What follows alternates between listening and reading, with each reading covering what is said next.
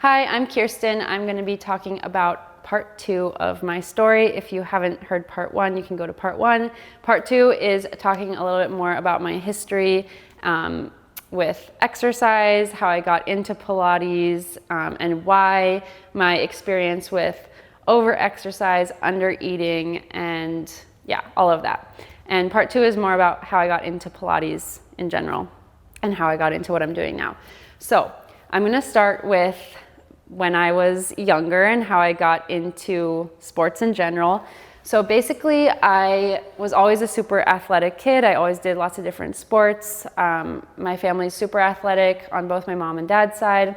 And my parents both coincidentally were ski racers. My mom's from Italy and my dad's from America. They met on a beach, so it was just a funny story that they were both ski racers. And I ended up ski racing when I was around 10. And then I went to a ski racing academy for high school. So basically it's for people who want to get very serious about ski racing, and you go all year round. In the winter you ski half the day and then you have class half the day, and in the off season you have all your classes every day, except you work out very early in the morning and then in the afternoon. So we would do all sorts of exercise. We would do outdoor activities. We'd be working out in the gym. We did anything from going on long runs, hikes, and bike rides to sprint training, agility training, all of that. So we did lots of different things. I got lots of experience in exercise when I was younger. When I was 18, I went to college and I quit ski racing, and this is when the story kind of begins. So as a ski racer, most ski racers, we do a lot of weight training, so you have bulkier muscles. And I remember as a ski racer when I was younger, I was always wanting to be skinny. I always wished that I didn't have these muscular legs, and I just wished that I could be like some of my friends back home who didn't really have this intense workout program and could just have this like lean body. So that was kind of always a dream I had. And now I look back and I think it's funny, but at that time, that was kind of the ideal body type. Now we're so lucky that we have more of like a curvy body type as the ideal. And I wish that it had been that way when I was younger, because I would not have had this whole experience probably. But anyway, so when I quit ski racing, I was in college. I became extremely neurotic about eating and exercise. I gained a little bit of weight when I quit ski racing because I was used to such an intense program, and then I just suddenly stopped. And so I kind of had to figure out like how to exercise without it being in that extreme way of like doing the sport and exercising for that sport.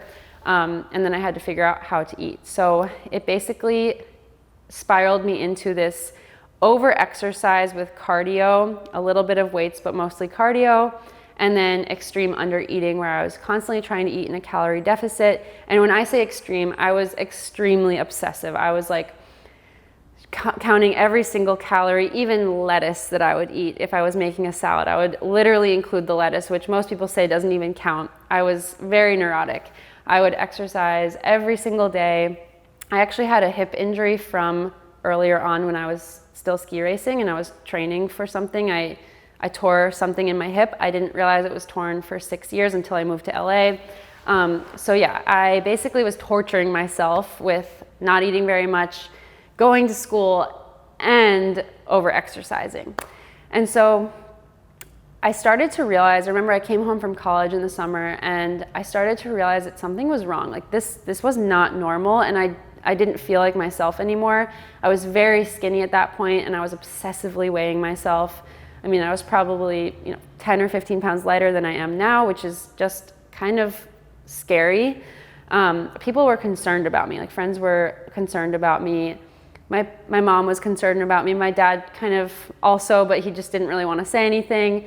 And so I remember finally realizing that I really didn't want to be this way. And I told my parents that I wanted to go to therapy because I thought maybe I had an eating disorder of some sort, even though I wasn't really sure. And they weren't really sure either because, not a lot of people understand the complexities of an eating disorder. So I started seeing a therapist. And at that time, I really wasn't actually ready to let go of my behaviors, and I wasn't ready to let go of this ideal of the skinny body. So it didn't help right away, but I think it was a great way to start the process of getting better. So I ended up going back to college.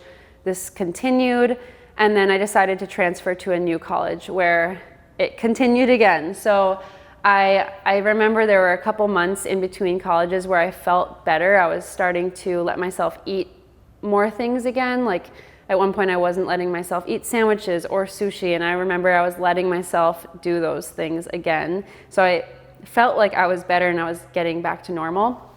I remember I gained like 3 pounds, and it was just devastating to me.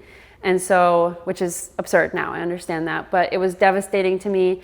And so I went back to my extreme behaviors, and it honestly just ruined so many things for me. It ruined relationships with my family, with my friends. I didn't want to leave my apartment. I didn't want to do anything. I would only go out and party with friends like once or twice a month. It was very sad and very depressing, but I was set on this. I was set on being this way because I believed that this was the only way I was going to have the body I wanted. So after a couple months of this behavior again, I again sought out therapy because I really wanted to change. And I remember still being resistant to therapy and what she was helping me with, but I do remember one thing that stuck with me to this day was she told me to remove the words should and shouldn't from my vocabulary. So like, oh, I'm so tired, but I should work out today. She was like, remove the word should and just think about what you genuinely want. Like, do you want to work out today, or do you not want to work out today? And that really helped me. And it was the same with eating. Like, I shouldn't have this cookie, but it's like, well, do you want the cookie? Yes, I want the cookie. So it kind of started a process of understanding the guilt I was causing for myself. So I graduated college, I moved to California, and I thought I was doing better again. I thought I was kind of more in a balanced place, but in reality, I was still counting calories. I was still obsessive about my exercise. I would, do these crazy runs, and then I would go to a boxing class and I would do this, and I was hurting myself. I wasn't feeling good. I wasn't feeling strong, and I was constantly under eating, so I wasn't actually nourished for what I was doing. So anyway, I eventually signed up for a yoga teacher training, which I talked a little bit about in my part 1 video. And the yoga teacher training, I think, gave me this different perspective on life a little bit. Like, I realized I was stressed out and I wanted to calm down. And so what I decided was that, okay, I don't want to be the way I am right now, so I'm going to stop over exercising. I'm going to start pretty much only doing yoga and very light cardio, and I'm going to just let myself eat everything I want to eat. And what I didn't realize at the time was that I thought I was giving myself permission to stop the over-exercising and under-eating. So I truly believed that I was better, but what I didn't realize was that I wasn't actually fully giving myself permission. So in the back of my mind, anytime I wouldn't work out in an extreme way that day, or anytime I would eat something that I used to not allow myself to eat, I would feel extremely guilty.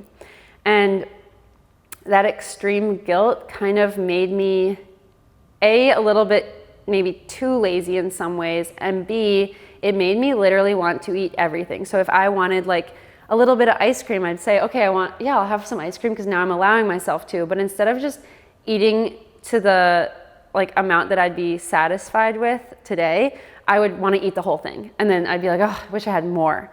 So it was still disordered eating. It was just now like I was overdoing it. I was letting myself have everything, and I wasn't actually tuning into my body at all.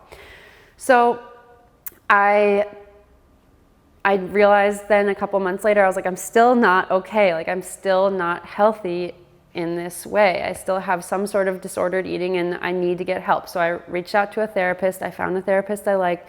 I started working with her. And around this time was when I suddenly, rapidly, within 1 month, gained a lot of weight. More than I had ever gained in my lifetime, and I weighed more than I ever had in my past. And it was extremely traumatic for me. So that's kind of why I started really realizing, okay, I have a problem. This needs to stop now, because if it doesn't stop now, I'm going to have this problem for the rest of my life. And it's serious. Like, I would have had this problem for the rest of my life if I didn't stop myself and get help. So I started working with a therapist, and we worked a lot on my guilt around exercise and eating. It took a long time, but we did work on it. And then she also referred me to a nutritional therapist. So she was a therapist who also had a background in nutrition, who helped me with learning intuitive eating and truly letting myself stop calorie counting and just obsessing over my food in general. It took a really long time. I wanted it to be a quick fix. I wanted it to happen overnight. It took, at least 6 months till I started noticing like a calmness about me when it came to exercise and food and less guilt around eating. And what that did for me was it allowed me to tune into my body, which is something we really worked on with intuitive eating, but it allowed me to tune into my body and ask myself, am I still hungry or am I full now? Like, am I eating this delicious thing that I wouldn't have let myself eat a year ago, but am I full now and can I stop? Could I save it for later? Or could I just take one more bite and then say, okay, I'm done? And so basically that behavior, that action is what helped me kind of come back to a balance in my body over time. It did take a long time, but it did happen where my body kind of came to its set point. So I basically, it's where my body wants to be, and I kind of will fluctuate a little bit, but it's never this drastic fluctuation like it was back then. I will say that time in my life when I gained all that weight was extremely traumatizing, and it took me years to be confident that it wouldn't happen again, because it seemed to have come out of nowhere, and it was so hard to come back to my normal body. So that was a very traumatic time. And sometimes I still have that fear that well, what if that happens again one day? And it's, I think now I have the tools where it wouldn't ever happen again, but where I know what I would do if it were to happen. And I thank the intuitive eating, my therapist, and also discovering Pilates for that. And so I'll go into a little bit about Pilates. So around that same time as when I discovered Pilates, I started taking private Pilates lessons because I wanted to give myself a little bit of a break from my intense workout regimen that I had. And I had been recovering from a hip surgery because I had a torn labrum in my hip. And so I walked into the Pilates studio and I loved it, and I decided to take 3 private lessons per week. At that time, I ended up kind of just loving it so much and feeling so strong from Pilates that my core was stronger than ever. The rest of my body was getting so strong that I stopped doing anything else. And I basically just said, okay, for a couple months, I'm just gonna try doing Pilates and very light cardio, not even running, but maybe just walking, because I was still recovering from the hip surgery. And I'm gonna see what it does for me, because if I'm, at a more balanced place with my eating, and if I'm able to kind of calm my nervous system down a little bit, I might find that it actually works for me. And it did. And so I think part of the reason why I love Pilates so much is because I think that if I hadn't found Pilates, I don't know if I would have been able to trust and truly understand that I didn't need to do such high intensity exercise in order to have the body that I wanted.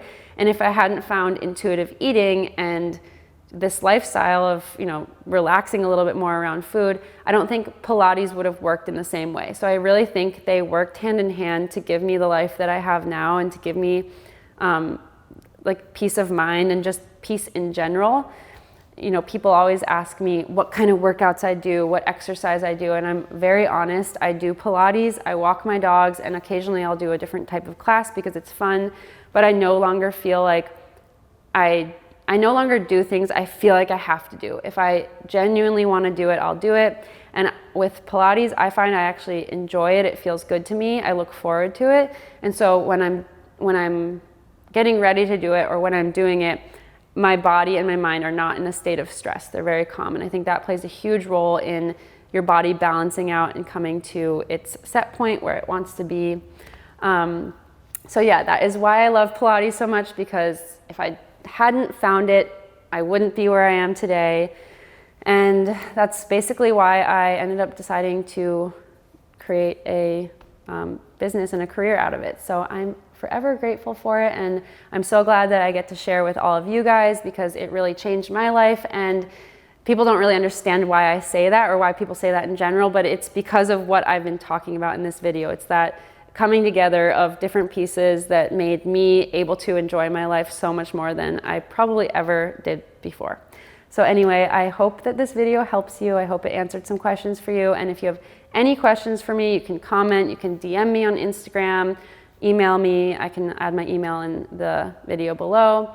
And yeah, I hope that you guys enjoyed this and have a good day. Thank you.